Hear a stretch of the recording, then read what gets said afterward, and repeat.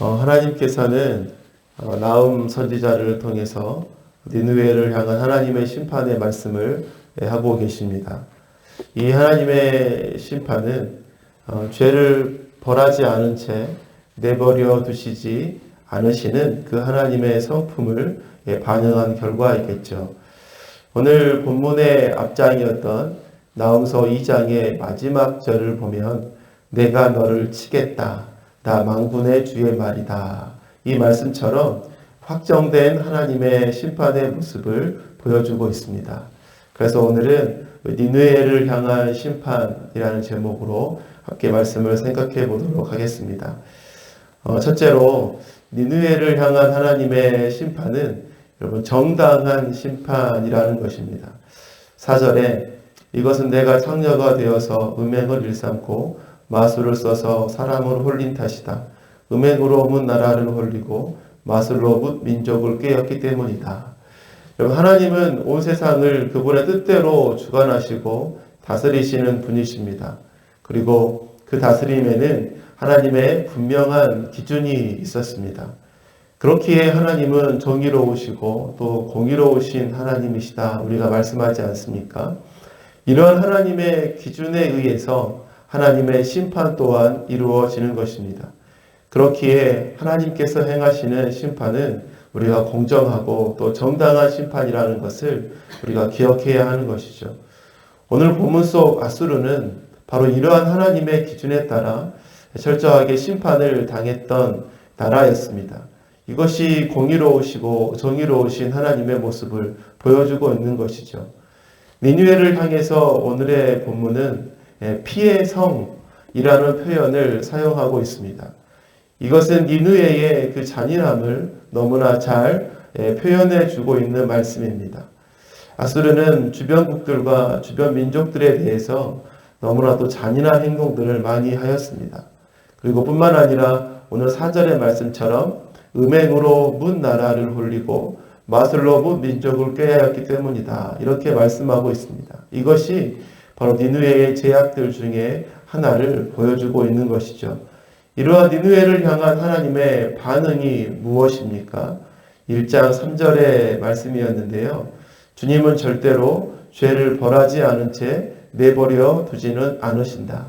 즉 죄에 대한 하나님의 정당한 심판이 있을 것임을 보여주고 있는 말씀이죠. 하나님의 심판에 있어서 여러분 분명한 기준은 여러분 죄라는 것입니다. 하나님은 죄의 문제를 그냥 눈 감아 주시지 않습니다. 죄에는 분명한 하나님의 심판이 따라온다는 것이죠. 그리고 하나님의 형벌의 심판은 여러분 죄가 없는 자에게는 주어지지 않는다는 것입니다. 그렇기에 하나님의 심판은 우리가 정당하다라고 이렇게 이야기할 수 있는 것 아니겠습니까? 하나님은 우리들에게도 이러한 동일한 기준을 제시하십니다. 우리도 우리의 죄로 인해서 하나님께 영원한 형벌을 받을 수밖에 없는 존재였습니다. 그리고 이것이 합당하고 또 정당한 것이죠.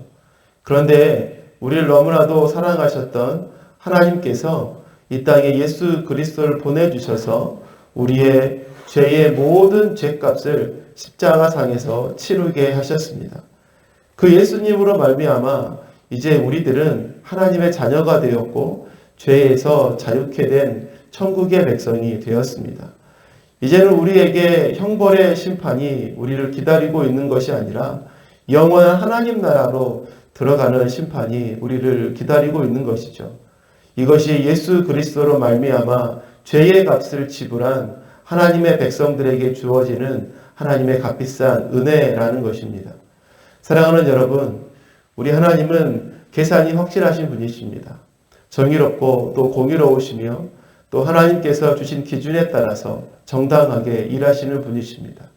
이 하나님 앞에서 예수 그리스도를 믿는 믿음으로 구원받기에 합당한 또 그 구원을 받은 자로서 감사함으로 살아가시는 우리들의 매일의 삶이 되시기를 바랍니다. 두 번째로 니느웨를 향한 하나님의 심판은 여러분 확정된 심판이라는 것입니다. 5절 말씀에 이제 내가 너를 치겠다. 나 만군의 주가 선언한다. 내가 내 치마를 내 얼굴 위로 걷어 올려서 내 벌거벗은 것을 문 나라가 보게 하고 내 부끄러운 것을 묻 왕국이 보게 하겠다. 이렇게 말씀하고 계십니다. 하나님은 니느웨 성의 심판에 대해서 계속해서 반복적으로 말씀하고 계십니다.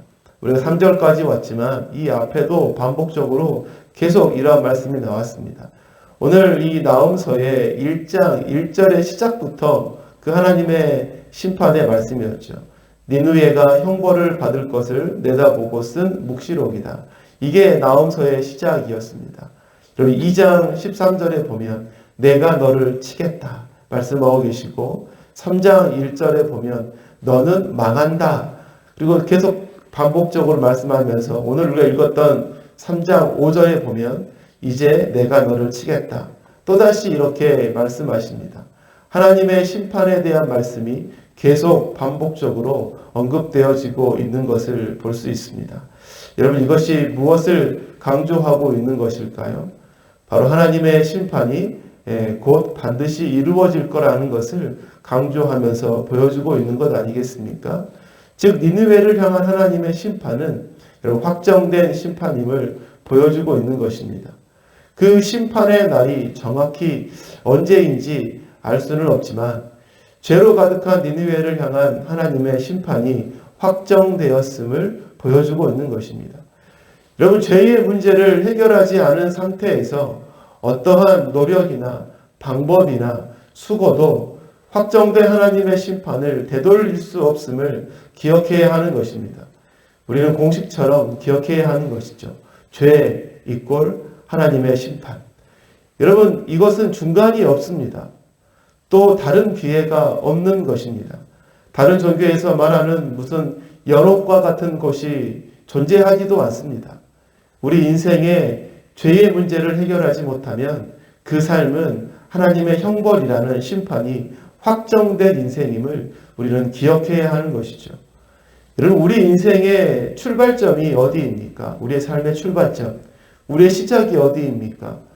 모두가 지옥의 형벌을 받은 존재로 태어나게 됐다는 것을 우리는 기억해야 되는 것입니다.